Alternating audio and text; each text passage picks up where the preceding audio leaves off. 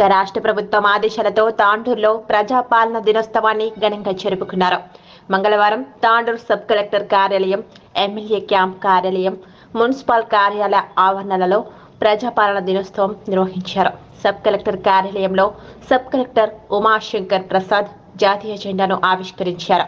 ఈ కార్యక్రమంకు Tandur MLA Manohar Reddy, municipal chairperson Swapna Parimal నేతలు పాల్గొన్నారు. తెలంగాణ గీతంను పాడినారు. అదేవిధంగా తాండూరు ఎమ్మెల్యే క్యాంప్ కార్యాలయంలో ప్రజాపాలన దినోత్సవం సందర్భంగా ఎమ్మెల్యే మనోహర్ రెడ్డి జాతీయ జెండాను ఎగరవేశారు. జాతీయ గీతం మరోవైపు మున్సిపల్ కార్యాలయంలో చైర్పర్సన్ స్వప్న పరిమల్ జెండా ఆవిష్కరించి దినోత్సవ వేడుకలను జరుపుకున్నారు.